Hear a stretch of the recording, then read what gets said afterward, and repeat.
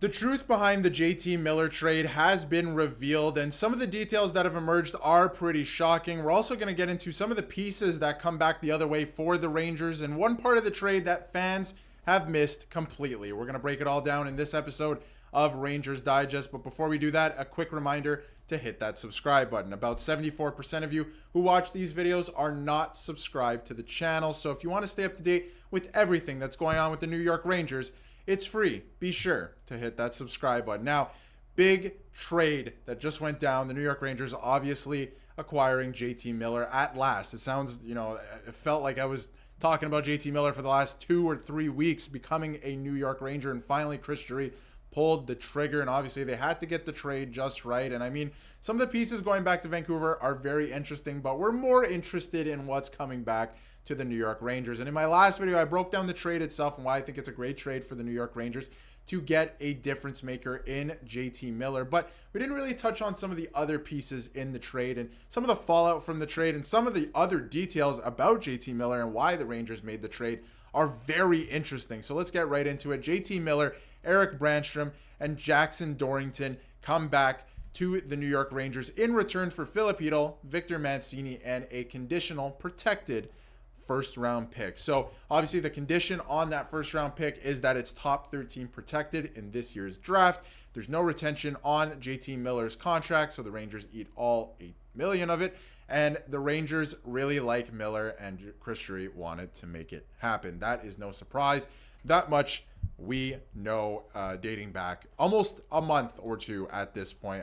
Maybe January 1st, I think, was the first time we actually heard, Paul Bissonnette say that, Chris Drury was going to do some crazy things and able to acquire JT Miller, and he did exactly that. And honestly, it's not that crazy, right? I mean, Filip Chytil, let's talk about it, right? Filip Chytil is a great player, play driver, all of that stuff, but at the end of the day, dealing with some injuries, and you got to trade some decent players in return for players like JT Miller. Victor Mancini looked like, you're showing promise, right? And that's fine, but, you need to give up some decent prospects in order to get a guy like JT Miller and some of the other pieces in this trade. And at the same time, the Rangers have such a difficult time developing young players like that and a first-round pick. We knew that you had to give up a first-round pick. But some new details have emerged about the trade, and I find these very, very interesting. And this is from Molly Walker.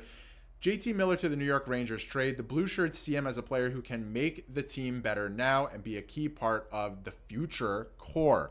He's good friends with Vincent Trocheck, and in the last video I mentioned that Vincent Trocheck was a big advocate for this trade and really wanted to get JT Miller.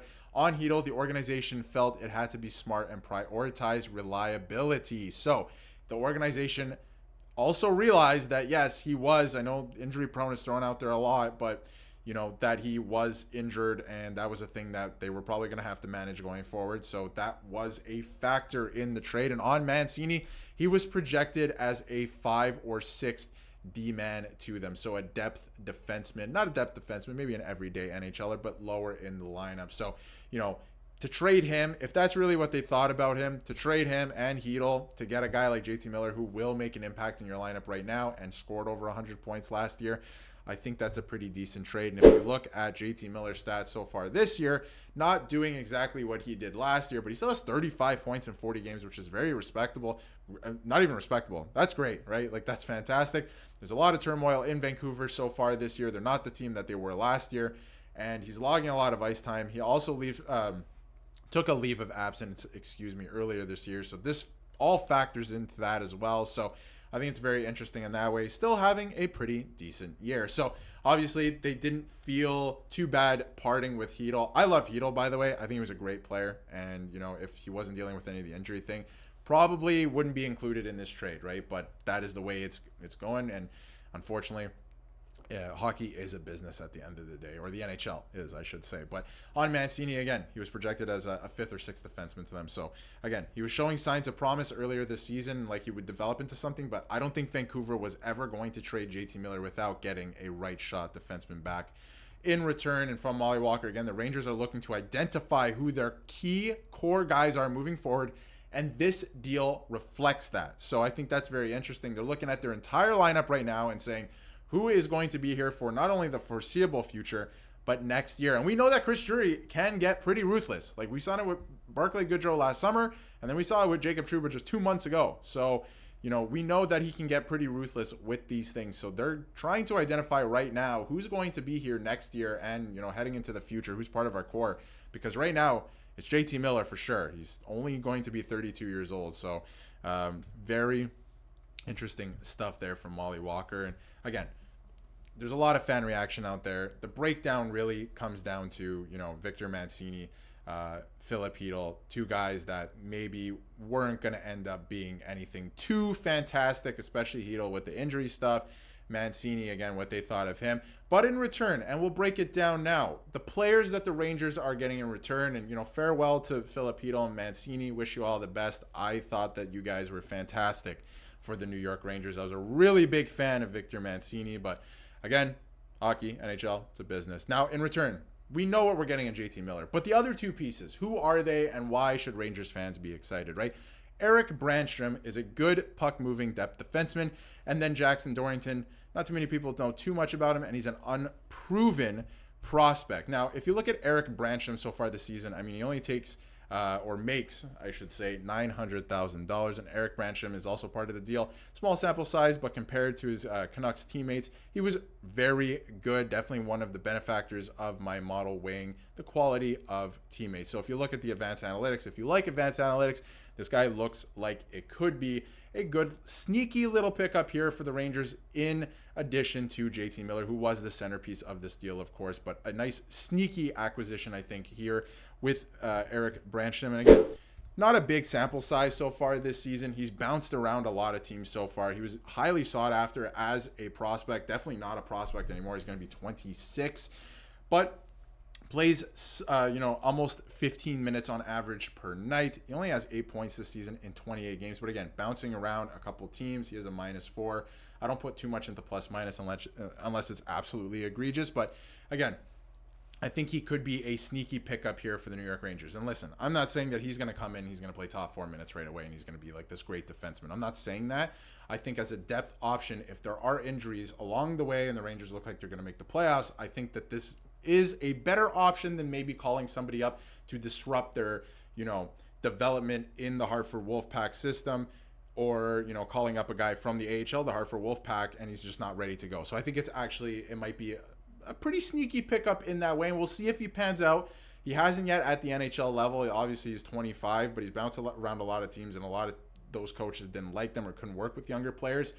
Peter Laviolette is another coach kind of like that, so I think that's going to be an interesting fit, but we'll see. I think it could be a very interesting pickup in that way. And a lot of people are also asking, who's Jackson Dorrington? I saw a lot online about him being like a creative player name, which is pretty funny, but he was drafted in the 6th round in the 2022 entry draft by the Vancouver Canucks, and he spent a lot of time in the USHL as well now at Northeastern University. He's putting up some pretty decent numbers. Again, it's really hard to score. He's a defenseman, so left shot defenseman. So, the Rangers are looking for more left shots, I think, at this point, because they've kind of solidified the right side with obviously Borgen, Fox, and Schneider, which I think is great. But again, this guy plays Northeastern University, putting up some decent numbers. Again, it's hard to score there. And Dorrington, this is from Daniel Gee. Dorrington is a 6'2" left shot defenseman that the Canucks took in the 6th round back in 2022. He is disruptive, physical, and has some transition and activation upside in his game, which I think is something, the Rangers do struggle with at times. So I think that's actually pretty good. We'll see if he pans out. Again, he was drafted 2 years ago, a 6th round pick. Looks like he's developing pretty well, but he's still in university. He lacks separating tools.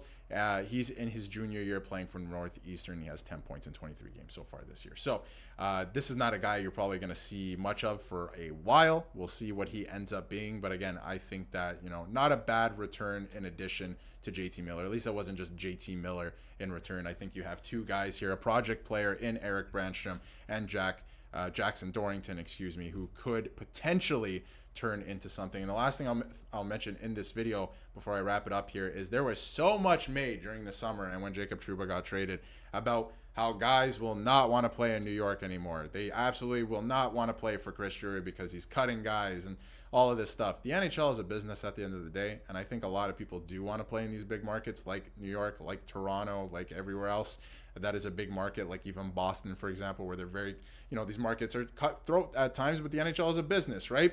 So after all of that happened, Shesterkin signed for 8 years, Will Borgen signed a 5-year extension, and now JT Miller agreed to waive his no movement clause to come to New York because he wanted to come back to New York. So I think that's very interesting. There was a lot made out of that. I think some players don't like it for sure, and I was always kind of on the side of like, hey, if you want to play here, but it's under, your rules and you want it to be the way you want it to be, it's not going to happen, right? So I've always kind of been on that side at least, but I think it's very interesting in this way that, after all of that has happened, these guys are still wanting to come here and signing. So just wanted to point that out. And very interesting details there in the JT Miller trade. And obviously some good prospects, good pieces back in return, some project pieces besides JT Miller, which I think could possibly work out instead of, like I said, maybe calling somebody up who's not ready. So we'll see what Erik Brannstrom can do. I'm not sure if he's going to play right away, but JT Miller looks like he will play right away, which is going to be very exciting for Rangers fans. But let me know what you think in the comments about the details of the trade and obviously the pieces going out. Let me know what you think about Philip Hedl, and let me know, obviously, Victor Mancini as well, and let me know what you think about Erik Brannstrom and Jackson Dorrington. And obviously, JT Miller, the big piece coming back here. It's very exciting. But let me know what you think, and if you haven't yet, hit that subscribe button so you can stay up to date with everything New York Rangers.